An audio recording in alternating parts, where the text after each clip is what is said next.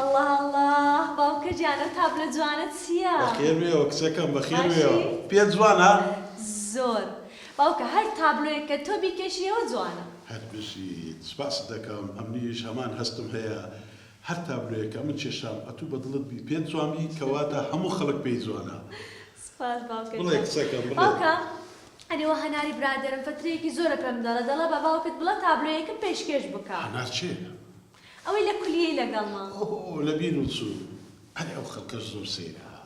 یعنی وەدەزانم تابلۆ کێشان بەلاشە هیچی تێناچی ئەخ ناڵێن بابا تابلۆ بەڕەنگ دەکرێت کەرەستەی دەوێتن پارەکی زۆری دەستێ یعنی کەس نییە لەو شارەی داوای تابلۆی لە بابت نەکردی وەکو دیاری پێشکەشی بکەم کەس نییە بڵێ بووینە بە نرخ بیکڕم بە پارە بیکڕم لە بۆی نرخی تابلۆ نازانم قسەکان ڕاستە باوکەجان بەس چ بکەن یعنی ئەوانش ئیشەکانی تویان بەدڵە پێم بڵێ ئێستا لەگە کولیە و لەگە خیرنت کۆی باوکە باش باس کرد ئەو کتێبە مامۆستا زاهیر دای بە من گوتی ئامێز ئەحمەد لەسەر ئەو کتێبەی نووسیەتی پێشکەش بە مامۆستا ئیسا نەجار ئەو پیاوەی کە پڕ بوو لە خۆشەویستی پڕ بوو لەوانە جوانەکانی ژیان ئامێز ئەحمەد باسی دەکەم بەڕاستی هەستێکی جوانی دەربڕیان بەس بڕوا بکە کچەکەم ئەو ئامێز ئەحمەدەی ناناسم باشە کچم ئەو کتێبە لە چێ وەرگرت باوکە نەگوت لە مامۆستا زاهیری ڕاست دەکەی بەیانی کە ناچێەوە کۆلێژ بڕۆ لای مامۆستا زاهیری برێ مامۆستا ئەو نووسەرە ئامێز ئەحمەد چێ با من نایناسیتم باشە باوکەجان بەسەر چاو ئێستا کتێبم لێ وەردەگری یان باشە باوکەجان بڕۆ خوارد دەکەم بڕۆ خواحافیز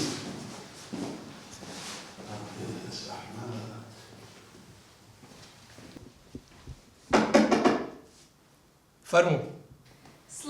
سڵاو ڕویا خان باش مامۆستا زاهیر ئیزنت لەسەرە بێمە ژۆرۆ هیندێک لە کاتت بگرم فەرموو مامۆستا زاهیر باوکم زۆر دەستخۆشی لێ کردی بۆ کتێبەی کە پێشکەشت کرده بوو ئەمە زۆر سوپاسی دەکەین بەڕاستی بابەت هونەرمەندەکی گەورەی ئەو شارەیە بەڕاستی جێی شانازیە زانی چەند جیلی پێگەیاندیا دەستخۆشە مامۆستا زاهیرجان مامۆستا زاهیر بەس شتێک بۆ مام بوو بە پرسیار ئەو خاتوو ئامێز ئەحمەدە بۆ خۆی عینە هاتووە کتێبی پێشکەشی باوکم بکە هەدیەیەک شتێک وەڵڵای مش پێم سەیرە یعنی خاتوو ئامێزە تا ئێستا خۆی نەهاتووە ئەو کتاوەی بداتە باوکت نا دەبایە خۆی بێ پێشکەشی بکاتن ئەمش پێم سەیرە بەڵام مامۆستا زاهیر تۆ ئەو کتێبە لە چێ بەدەستت کەوت وڵا ئەو کتابە من لە بازاری کڕی بەڵێ یعنی تۆ ڕقەمێک شتێک هیچی ئەو خاتوو ئامێزت نییە بەڵێ هەیتم چۆن نیتم ئەمن لە ئاداب دەرسی دەرێمەوە زۆر لەوێ دەیبینم ئەگەر ئەزیەت دەتوانین تەلەفۆنێکی لە بۆ بکەی بەڵێ دەتوانم بۆ ناتوانم دەستخۆشبی زۆر سپاس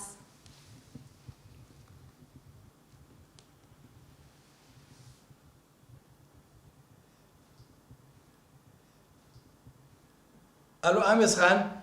مامۆستا زاهیر ئەم کاتت باشەوە چۆنیە ئێمەت بەبیر هاتۆتەوە بڕوا بکەمەوە دەم مەشغوڵم سەرەک و سەد سەودا مامۆستاگیان وەزعت ئەحواڵت زۆر باشم سوپاس دەکەم بەڵام ئەو لۆشتەک تەلەفۆنم کرد بوو ئەمر کە مامۆستاگیان مامۆستا پێم سەیرە تو ئەو کتێبت پێشکەشی ئیسا نەجاری کردیا لۆ بە خۆت نەتوێ لای پێشکەشی بکەی و بیبینی مامۆستاگیان بۆ مامۆستا ئیسا نەجار لێرەیە بەڵێ و ماوەکە هاتەوە لێرەیە بەڕاستیتە ئەی نەیانوت لە ئەوروپایە بەڵێ ڕاست دەکەی چوو بە ئەوروپا بەس ماوەکە هاتەوە وەڵڵا خەبەرێکی زۆر خۆش بوو باشە چۆن بە دیداری مامۆستا شاد بم ئەو کچەکە لێرە دانیشتیە مامۆستا تو خوا زەحمەت نەبێ مۆبایلەکەی ئەدەیتێ بەڵێ فەرموو دەستخۆشە مامۆستاجان ئەلۆ بەڕێزم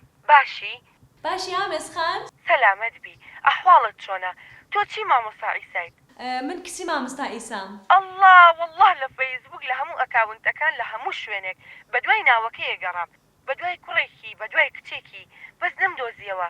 دیارە باوکت بەخێر گەڕاوەتەوە لە ئەوروپا ئەرێ وەڵڵا فترەیەکە گەڕاینەوە وەڵڵاهی منیش نەمزانی چۆن ئەو کتێبە بگەینمە دەستی زۆر هەوڵمدا بێ ئەنجام دەرچوو من حەز دەکەم کە یەکتر ببینین زۆر باشە من لە کۆلێژی ئاداب سەعات 4 لەوێ چاوەڕوان دەکەم باشە باشە کەواتە من ساعت 4 دێمە کۆلێژی ئاداب لەوێ یەکتر دەبین دەچینە لای باوکم زۆر باشە بەس خوا پێی مەڵێ بۆی ئەکەینە سوپرایز باشە بەسەر چاو زۆر خۆشحاڵ بووم خواحافیز دەستخۆشە مامۆستا زاهیر بژی سەلام زۆر سپاس لەسەر ئیزنت خواحافیز خواحافیز